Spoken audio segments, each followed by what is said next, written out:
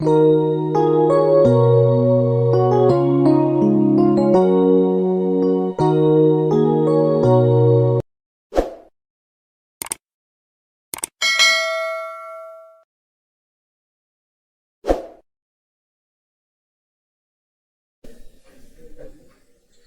साथियों, आज इस जी से 2 में आपका स्वागत है। साथियों, आज हम पढ़ेंगे विद्युत धारा के चुंबकीय प्रभाव के विषय में। तो चलते हैं आज विद्युत धारा का चुंबकीय प्रभाव, जिसका ये आज नया चैप्टर है, जिसका पार्ट 1 वीडियो है। अब हम सबसे पहले हम अध्याय के नाम को ही स्पष्ट करना चाहेंगे कि वास्तविक में इसमें पढ़ना क्या है हमको। तो पहला टॉपिक ही इसका बनता है विद्युत धारा का चुंबकीय प्रभाव। यहाँ टॉपिक से ही अपने को समझ में आ रहा है कि जब विद्युत धारा जो होती है, जो विद्युत धारा होती है, जब वह चुंबक की तरह व्यवहार करे तो इस प्रभाव को विद्युत धारा का चुंबकीय प्रभाव कहते हैं। जब किसी चालक में विद्युत धारा प्रवाहित की जाती है, चालक का मतलब होता है कोई तार जिसमें या कोई भी पदार्थ जिसमें विद्युत धारा आसानी से प्रवाहित हो सकती है, चालक कहलाता है। तो जब किसी चालक में विद्युत धारा प्रवाहित की जाती है तो उसके चारों ओर, जैसे ये चालक हो गया तो इसके चारों ओर एक चुंबकीय क्षेत्र उत्पन्न हो जाता है। इस घटना को या इस घटना को विद्युत धारा का चुंबकीय प्रभाव कहते हैं। अब हम चलते हैं चुंबक की ओर। चुंबक नाम से आप सब लोग परिचित होंगे। आज चलते हैं इसके बारे में पढ़ेंगे। चुंबक चुंबक वह पदार्थ होता है जो लौह यानी कि लोहा या लोहे से बने पदार्थों को अपनी ओर आकर्षित करता है। ये आप देखे भी हैं और प्रैक्टिकल भी किए हैं। यानी कि चुंबक वह पदार्थ होता है जो लोहा या लोहे से बने पदार्थों को अपनी ओर आकर्षित करता है। अब चलते हैं चुंबक के गुण। इस विद्यालयों में, प्रयोगशाला में इस तरह के चुंबक दिखाए जाते हैं। इसमें 2 ध्रुव होते हैं, एक नॉर्थ ध्रुव, एक साउथ ध्रुव, यानी कि उत्तरी ध्रुव और दक्षिणी ध्रुव। यहाँ भी उत्तरी ध्रुव और दक्षिणी ध्रुव, यहाँ भी उत्तरी ध्रुव और दक्षिणी ध्रुव। ये उत्तरी ध्रुव और ये दक्षिणी ध्रुव। ये होता है चुंबकीय सुई। ये बहुत उपयोगी सुई होता है जिसके द्वारा हम ये पता लगा सकते हैं कि यहाँ पे विद्युत धारा प्रवाहित हो रही है या फिर इसका सबसे महत्वपूर्ण काम होता है दिशा के ज्ञान के लिए। यदि मान लीजिए हम कहीं गए हैं, मेरे पास चुंबकीय सुई है लेकिन दिशा का ज्ञान नहीं है मेरे को कि यहाँ पे इधर कौन सी दिशा है, वहां चुंबकीय सुई रखेंगे तो हमेशा उत्तर दक्षिण दिशा में ठहरेगा। वहां से हम उत्तर दक्षिण दिशा का पता लगा लेंगे और इसके बाद अन्य दिशाओं का भी पता लगा लेंगे। तो अब चलते हैं चुंबक के गुण की ओर। तो चुंबक के गुण निम्नलिखित होते हैं। नंबर 1, प्रत्येक चुंबक के 2 ध्रुव होते हैं, पहला उत्तरी और दूसरा दक्षिणी ध्रुव। ये देखिए, इसमें भी 2 ध्रुव, इसमें भी 2 ध्रुव, इसमें भी 2 ध्रुव, यानी कि प्रत्येक चुंबक में 2 ध्रुव होते हैं, एक उत्तरी ध्रुव और एक दक्षिणी ध्रुव। दूसरा है समान ध्रुव एक दूसरे को प्रतिकर्षित करते हैं, यानी कि समान ध्रुवों को जब हम पास पास ले जाएंगे तो एक दूसरे को फेंक देंगे बाहर की ओर। यदि विपरीत ध्रुवों को पास पास ले जाएंगे तो वो चिपक जाएंगे इस तरह से। ये चुंबक में गुण होता है, यानी कि समान ध्रुव एक दूसरे को प्रतिकर्षित करते हैं और विपरीत ध्रुव एक दूसरे को आकर्षित करते हैं। जैसे ये 2 चुंबक हैं, यस और यस को पास में ले जाएंगे तो ये दोनों फेंक देंगे एक दूसरे को, लेकिन यस और यन को पास में ले जाएंगे तो दोनों एक दूसरे से चिपक जाएंगे। अब अगला आता है, तो समान ध्रुव एक दूसरे को प्रतिकर्षित करते हैं, विपरीत ध्रुव एक दूसरे को आकर्षित करते हैं।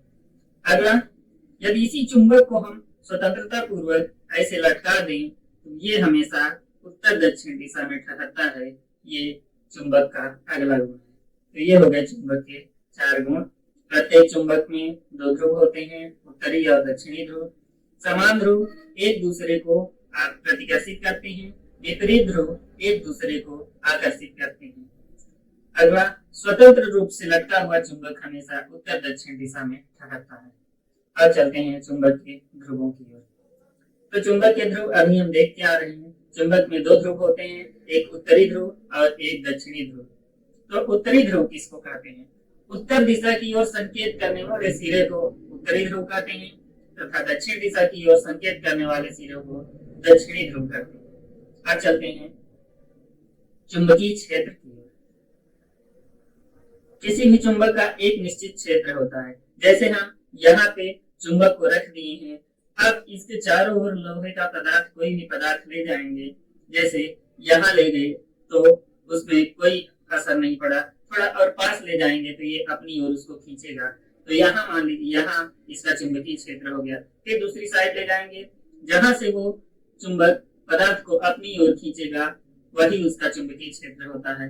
एक निश्चित क्षेत्र तक ही वस्तुओं को आकर्षित करता है, उससे बाहर जाने पे वह वस्तुओं को आकर्षित नहीं कर पाता है, यही उसका चुंबकीय क्षेत्र कहलाता है। यानी कि जहां तक की वस्तुओं को वह अपनी ओर आकर्षित कर लेता है वह क्षेत्र उसका चुंबकीय क्षेत्र कहलाता है। तो चुंबकीय क्षेत्र का मात्रक टेस्ला होता है और यह एक सदिश राशि है क्योंकि इसका दिशा और परिमाण दोनों निश्चित होता है। अब चलते हैं चुंबकीय क्षेत्र रेखाओं की ओर। तो चुंबक के चारों ओर बहुत सी काल्पनिक रेखाएं बनती हैं। ये देख रहे हैं, ये चुंबक है, इसके चारों ओर बहुत सी काल्पनिक रेखाएं बन रही हैं। ये चुंबकीय क्षेत्र को दर्शाती हैं, जो उत्तरी ध्रुव से उत्पन्न होती हैं और दक्षिणी ध्रुव पे समाप्त होती हैं। ये देखिए, उत्तरी ध्रुव से ये रेखाएं निकल रही हैं और ये घूम के दक्षिणी ध्रुव में आके समाप्त हो रही हैं। ये देखिए, उत्तरी ध्रुव से सभी रेखाएं उत्तरी ध्रुव से निकल रही हैं और दक्षिणी ध्रुव में समाप्त हो रही हैं। तो चुंबकीय क्षेत्र, इन रेखाओं के गुणों को हम अध्ययन करेंगे। तो चुंबकीय क्षेत्र रेखाओं के गुण, ये उत्तरी ध्रुव से दक्षिणी ध्रुव की ओर जाती हैं, ये आप देख लीजिए। चुंबकीय क्षेत्र रेखाएं उत्तरी से दक्षिणी ध्रुव की ओर जाती हैं। अगला है, चुंबक के अंदर इनकी दिशा दक्षिण से उत्तर होती है। ये देखिए, चुंबक के अंदर ये जा रही है तो इसकी दिशा क्या होती है? ये देखिए, दक्षिण से जा रही उत्तर की ओर। यानी कि चुंबक के अंदर इनकी दिशा क्या होती है? दक्षिण से उत्तर की ओर। लेकिन चुंबक से बाहर इनकी दिशा होती है उत्तर से दक्षिण की ओर। अगला, ये बंद वक्र होती है, यानी कि बंद वक्र बनाती है। ये देखिए, गोलाकार बंद वक्र बनाती है। अगला, ये रेखाएं ध्रुवों के पास पास पास होती हैं तथा अन्य स्थानों पे दूर दूर होती हैं। क्यों ध्रुवों के पास नजदीक नजदीक में होती हैं?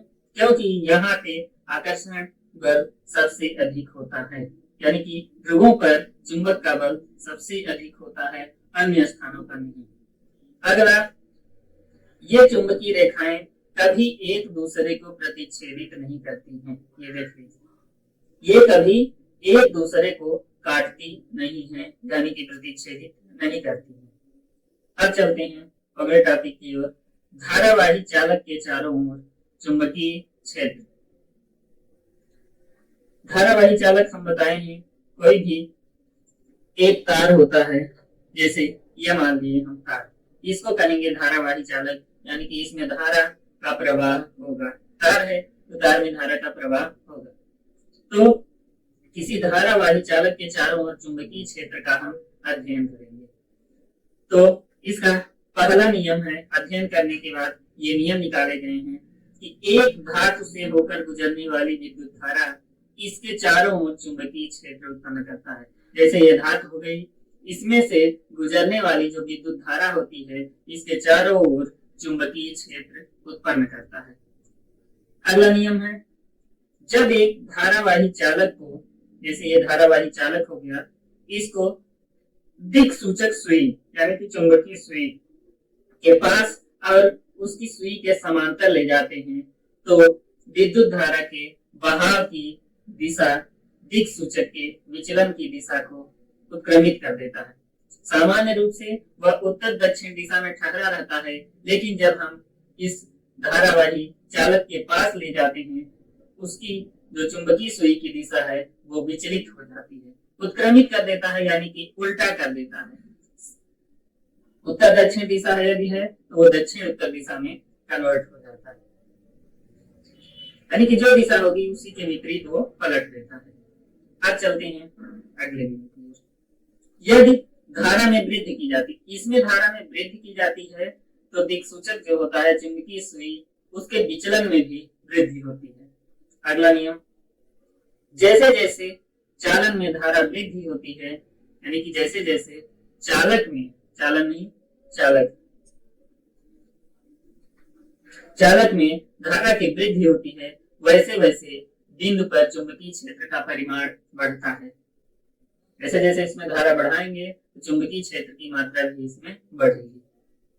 जब हम दिक्सूचक को धारावाही चालक से दूर ले जाते हैं, जो चुंबकीय सुई है उसको हम चालक से दूर ले जाते हैं तो सुई का विचलन कम हो जाता है, पास ले आते हैं तो सुई का विचलन बढ़ जाता है।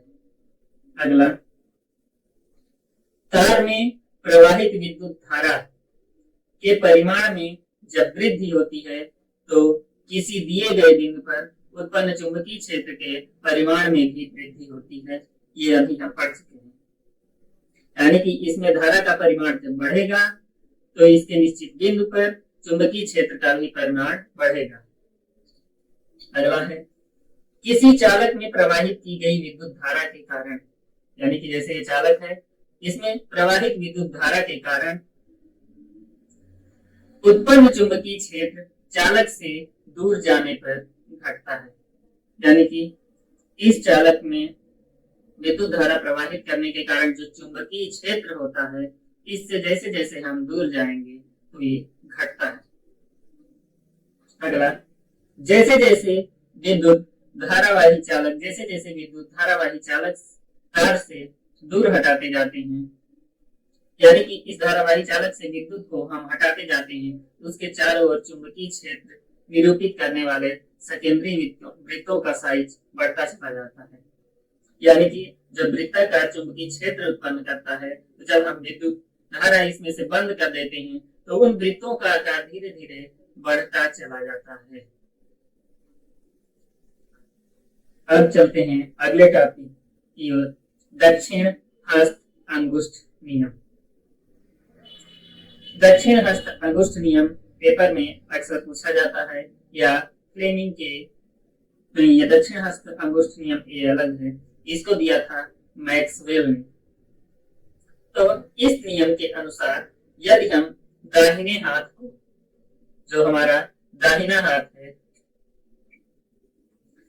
दाहिने हाथ में धारावाही चालक को इस तरह से पकड़ें, जैसा कि चित्र में दिखाया गया, चित्र से ज्यादा स्पष्ट होगा, इस तरह से हम धारावाही चालक को पकड़ें। ये क्या है, चालक है जिसमें विद्युत धारा प्रवाहित हो रही, इसको हम इस तरह से पकड़ेंगे तो ये जो अंगूठा है विद्युत धारा की ओर संकेत करेगा और ये जो शेष उंगलियां हैं ये चुंबकीय क्षेत्र को दर्शाएंगे, यानी कि विद्युत धारा की दिशा जब सीधा होगा तो चुंबकीय क्षेत्र इस तरह से बनेगा।